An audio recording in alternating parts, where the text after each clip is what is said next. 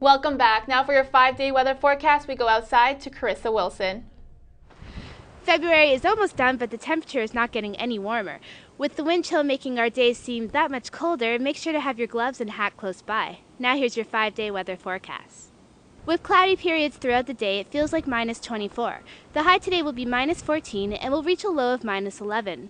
Tomorrow we'll have a few flurries, reaching a high of -11 and a low of -17.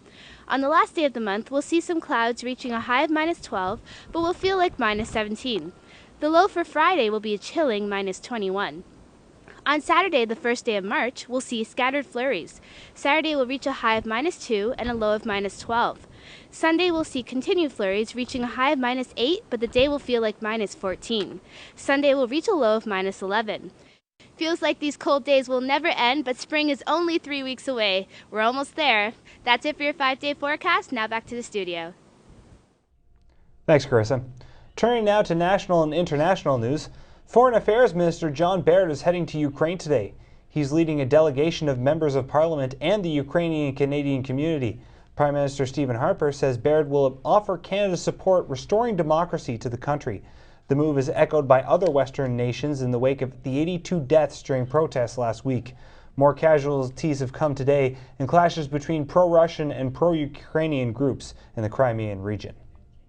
A Ugandan newspaper has published a list of the country's so-called 200 top homosexuals. The paper released the list just days after the Ugandan president signed a bill with harsh penalties for same-sex acts.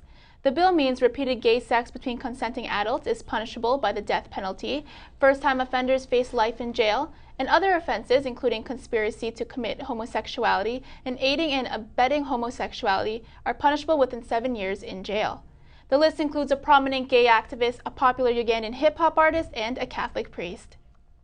Syrians could become the world's largest refugee population. That's according to a United Nations report. The numbers will soon overtake the Afghan refugee population. There are expected to be 4 million Syrian refugees by the end of 2014. The UN says there are over 9 million Syrians still in need of humanitarian assistance. And back at home today, the senators evicted from the National Liberal Caucus last month unveiled plans to make the Senate more transparent. The plans include 5 proposals. Starting today, Liberal senator will take questions from the Canadian public to pose to the government. They will hold open-door meetings of the Senate, caucus-free votes on all issues, and continue to disclose their expenses. The senators were removed from the Liberal caucus last month by Liberal leader Justin Trudeau. And now with your sports update, here's Mark McKelvey.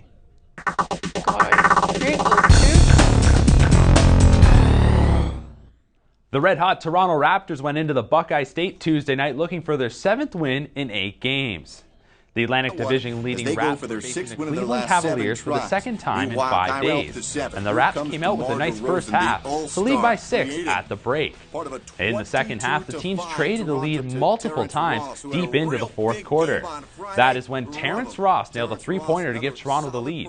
The Cavs then handed the game to Toronto with a crucial turnover in the final minute, giving the Raptors a 99-93 victory. DeMar DeRozan led the way with a game-high 33 points. Next up for Toronto is a home date with John Wall and the Washington Wizards on Thursday. Now south of the border, the Wichita State Shockers made history in college hoops last night.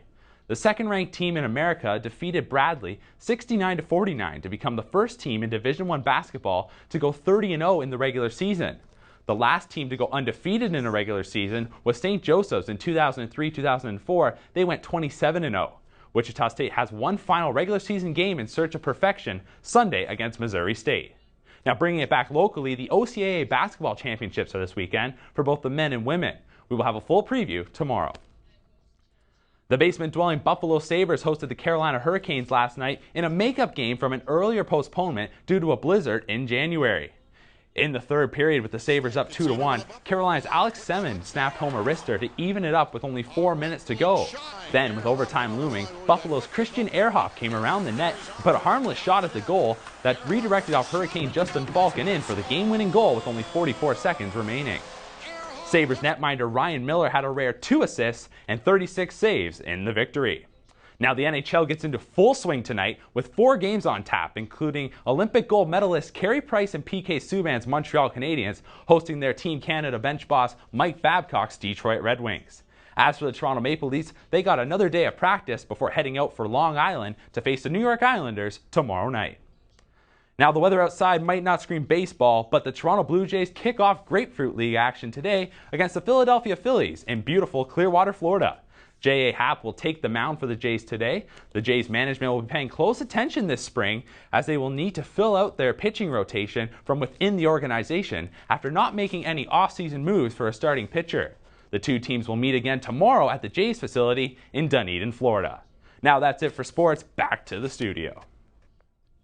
Thanks, Mark. After the break, we'll get the latest in entertainment from John Mace.